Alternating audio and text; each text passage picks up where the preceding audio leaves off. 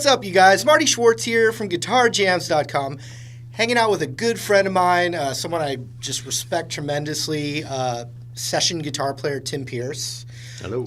He was nice enough to come down to the studio and instill some knowledge to you guys out there. So this first lesson we're going to do is kind of like a more of a bluesy kind of concept, right? Yeah, the blues with some added notes for color, some extra notes, some twisty notes. I can't wait to zoom in and see exactly what you're doing. Real quick too, Tim's got his own YouTube channel, and it's very insightful into what a session guitar player does, plus education stuff. You'll really learn a lot. So I'm going to leave a link for your YouTube channel right down there. You guys check it out. And in the meantime, not only that, but he's going to give you some nuggets of knowledge right now. So let's zoom in and break it down. All right, Tim, so you were playing some tasty stuff, and we talked a little bit about what that is, and we were in the key of E, right? That's right. So we were jamming in the key of E, and you kind of had a bluesy sound, but it's a sound I like, which is kind of like a little more surprise notes in there.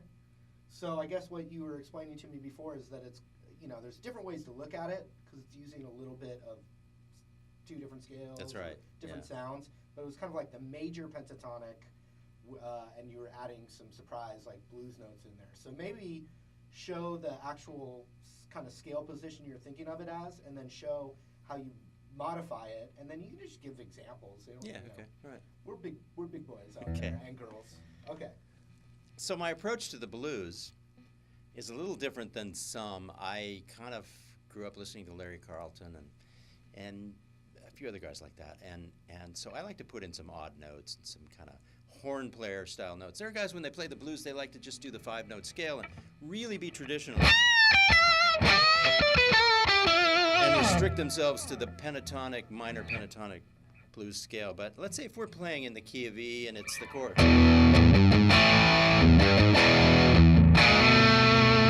those three chords, the three chords in E, I like to maybe start in E major, and I'm up here on, it looks like the 9th fret, and I'll start a phrase maybe like this.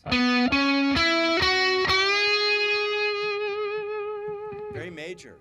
And you get in the dangerous territory of people saying you're playing too country or you're playing too southern rock, which Allman is Brothers. Exactly. And that's we're always in danger of that, playing the guitar, but that's okay. So I start there. Just jump from one string to the other.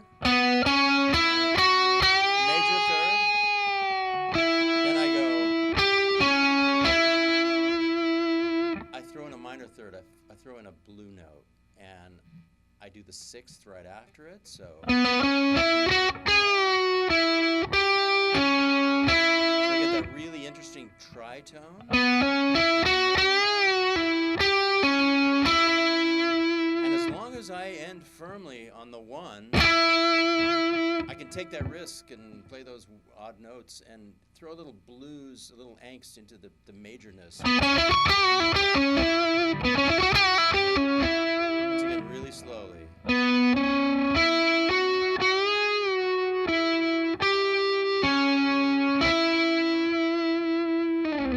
so that's not going to really, you wouldn't really toy in that zone with like a straight minor progression, though. That's true. That's a really good point. If I'm playing an E minor, this is not where I would go. It's more the E major.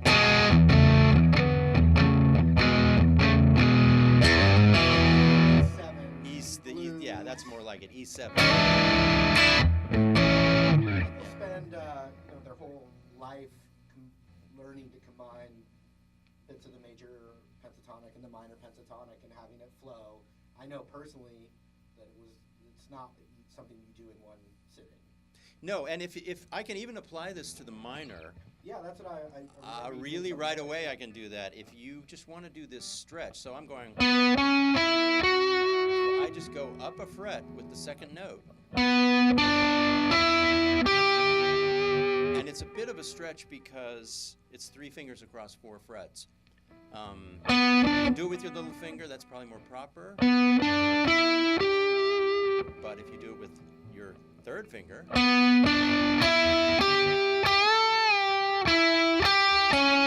can still benefit from the little blues tritone turn let's hear a little just improvise a little bit using that, like without teaching.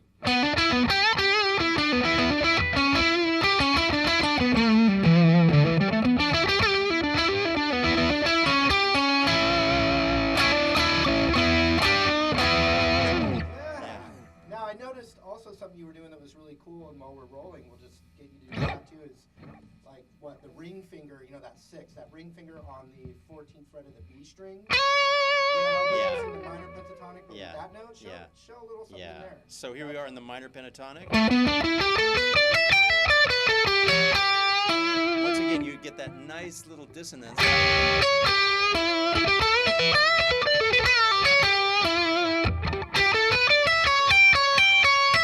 So here's the pentatonic.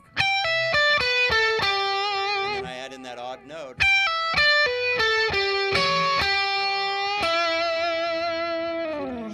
Your middle finger a lot when you're going through the pentatonic like that. Yeah, it's funny with the little finger. You don't want to ignore it because you don't want it to get weak. But it's just a lot of attitude in using the first 3 fingers.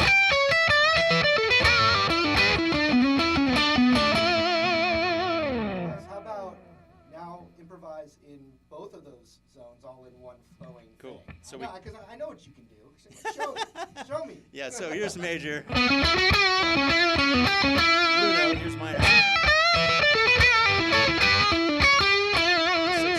And if you're moving fast enough and you make sure you land on the ones, you can kind of get away over major and minor.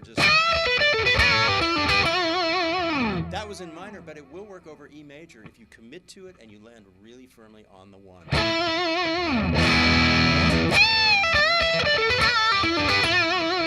audience will love it. Yeah, dude, that was fantastic. Great, Cool.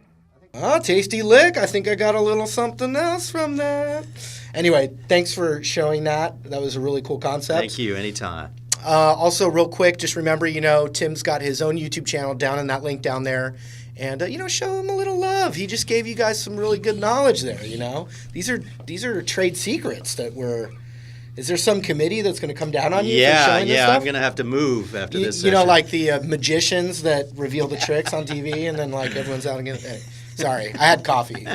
Anyway, thanks for hanging out in the studio. Thank you for having me. Well, I'm sure we'll see these guys again, right? Yeah, okay. soon. See you later.